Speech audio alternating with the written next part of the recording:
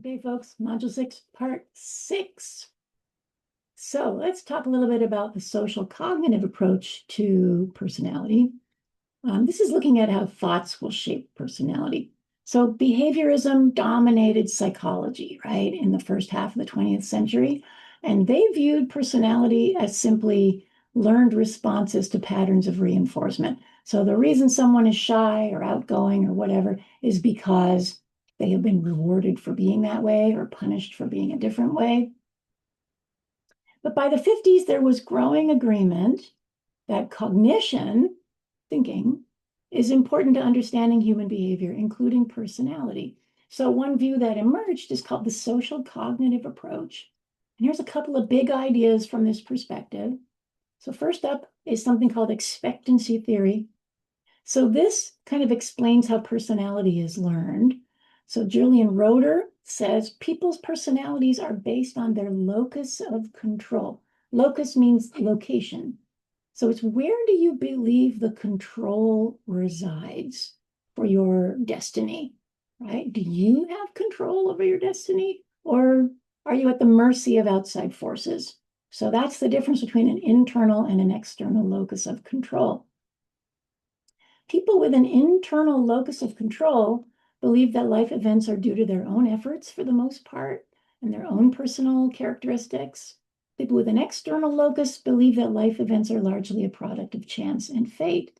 And, it turns out that your locus of control predicts things like, how hardy are you in the face of frustration and obstacles, right? Like if you get knocked down, do you get up and dust yourself off and keep going, or do you surrender, right? Internal locus predicts a hardier disposition.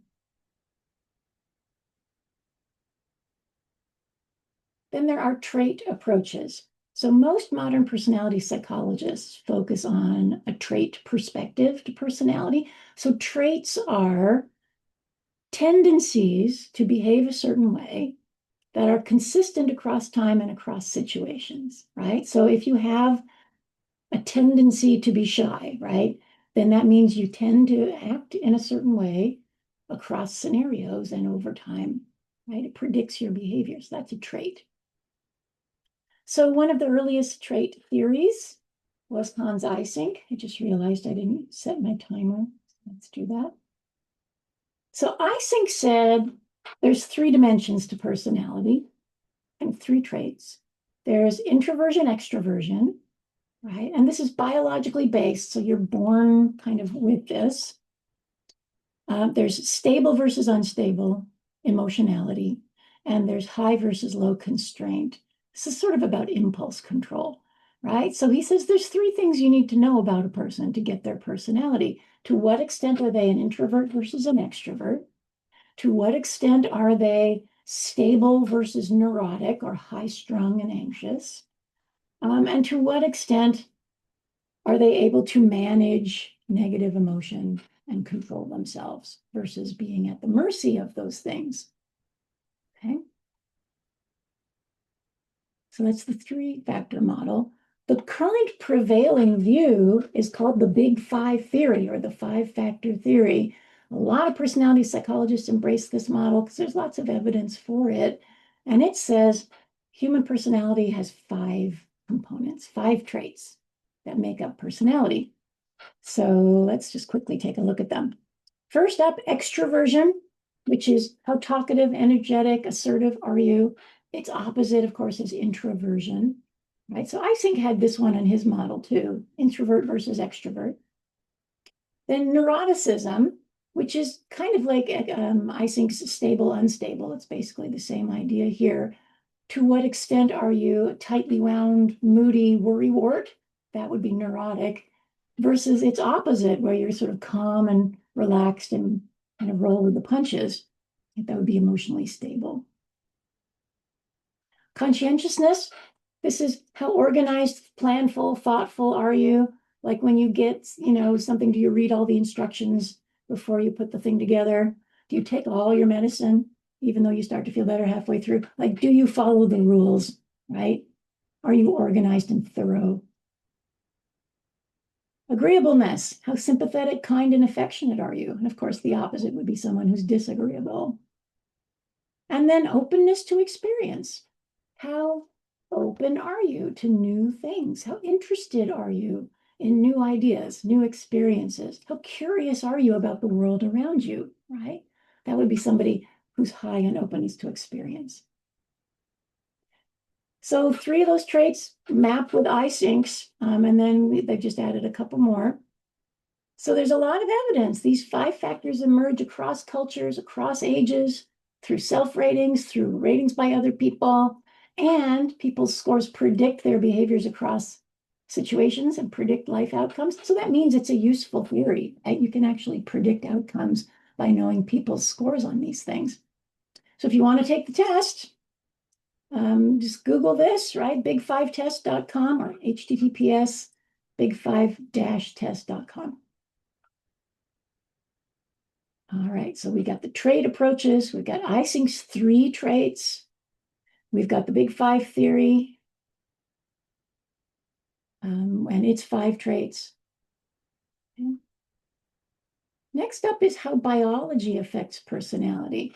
So the personality you end up with, a big part of that is going to be a function of the genes you inherited, the brain structures and how they are functioning, and neurochemistry. So, for example, a lot of research has looked at the biological foundations to introversion, extroversion, right? To the extent that you're an extrovert versus an introvert, looks like that's basically a genetic thing. So Hans Eysenck believed that it's produced by differences in how excitable your reticular activating system is. So the reticular activating system, right, is kind of this system that connects the brainstem to the rest of the brain. It controls things like alertness. And Eysenck argued that, extroverts are people who have an underactive reticular activating system. So they're constantly going around looking for ways to rev up their system. So they get easily bored, they need activity, they need, action. Whereas introverts, on the other hand, have an overactive reticular activating system. Their brains are already kind of overstimulated. And so it doesn't take much to overwhelm the introvert, and they have to kind of minimize external stimulation, at least from time to time, to kind of rev up their battery again. So recent research now suggests that multiple brain regions influence how personality develops. So extroversion is associated with reward areas in the brain, the dopamine reward pathway through the limbic system. Extroverts literally find the external world more rewarding. They get more dopamine squirts from interacting with the external world than introverts do. Neuroticism involves brain regions involved with threat and negative emotion, like the amygdala, right? So the tightly wound worrywart who's anxious all the time has a highly active amygdala. It's the alarm bell for your brain, right? It's constantly going off for some people. So findings like these show that the Big 5 traits can be distinguished from each other at the level of brain activity, right? Like the model maps onto what we know about the brain. Personality is also influenced by genes.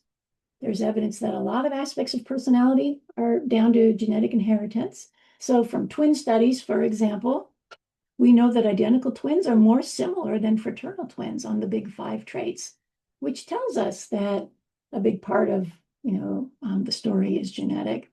And as identical twins get older, they become even more alike as time goes by. So a consensus is emerging that differences in genes account for about half of the reasons why people differ on a certain trait. So half the story is genetic. Adoption studies also show that genes influence personality. For example, they found that 2 kids who are not biologically related, but who are raised as siblings in the same home, are no more alike on their Big 5 scores than any 2 strangers randomly pulled off the street, despite the fact that they've been raised in the same home by the same parents. Okay, so again, it speaks to the importance of genes here. It also says that parenting style doesn't really have much of an impact on the kind of person the kid grows up to be. And that's sort of counterintuitive. But the reason why biological siblings have similar personalities is largely due to their genes, not shared environment. Still, obviously, parents are important. Kids raised with inadequate parenting are much more likely to have problems like delinquent behaviors or antisocial behaviors. So it's kind of like, it's called good enough parenting, right? Like the research seems to suggest as long as parents are caring and loving and doing their best, the specific choices they make around parenting don't seem to really have much of an impact. Okay, so as long as the parents are good enough, plugged in and trying their best and caring about their kids, right? So kids need adequate parenting, but the particular parenting style might not be as important as we used to think for predicting what kind of kid this is, what kind of person you're building. Okay, so reticular activating system, introversion, extroversion, twin studies, adoption studies, parenting style, and good enough parenting. Then there's temperament. So temperament is a child's biologically based tendency to feel or act in certain ways. So while life experiences might alter personality traits, temperament is the innate biological structure of your personality. And it's sort of broader than personality traits. It's kind of like the little proto-personality sort of that we're born with, right? The building blocks for personality. So there's 3 aspects to temperament here. This comes from Buss and Plomin's research. Determined pretty much by genes. So first up is activity level. So this is the overall amount of energy a child exhibits. I mean, if you've spent any time with kids, some kids are little dynamos, right? And they're constantly on the move. Others less so. So activity level will vary from baby to baby. Emotionality is the next one, which is the intensity of emotional reactions. So some babies cry a lot, some babies startle easily, some babies, are sort of volatile that way, and others are much more placid. And then third component is sociability, the child's tendency to affiliate with others, right? To appreciate, enjoy, want other babies around, other kids around, other people around versus not. So we're born with kind of a push in these directions, right? Your activity level, your emotionality, your sociability, set by your genes, present and observable in babyhood. And then you carry that with you for the rest of your life, right? The temperament you're born with stays with you throughout your life. So there's interesting research looking at the long-term effects of temperament. So one study followed 1,000 people from babyhood to age 38. And at 3 years old, they were classified into different temperament types. And the classification they got at 3 predicted personality and behaviors in adulthood, right? Inhibited children were much more likely as adults to become depressed, for example. And individuals who were rated as under controlled at 3, that is high emotionality, right? Were later more likely to be antisocial or to have alcohol problems. Under controlled, referring to, a tendency to have tantrums and be destructive and, indulge in frustration. Other research shows as early as 6 weeks old, babies show behaviors like a tendency to startle easily that identify them as likely to be shy, right? So you can tell who's going to be a shy kid, teenager, adult, as early as 6 weeks old in some cases. Now, that doesn't mean we can't change as we move through life. Certain aspects of personality can change. So we can differentiate basic tendencies, which are stable across a lifetime, and characteristic adaptations, which are adjustments to life situations, right? So basic tendencies, biologically determined, like shyness is probably a basic tendency. And then characteristic adaptations are, adjustments to the situational demands that we find ourselves subject to, right? And these can change.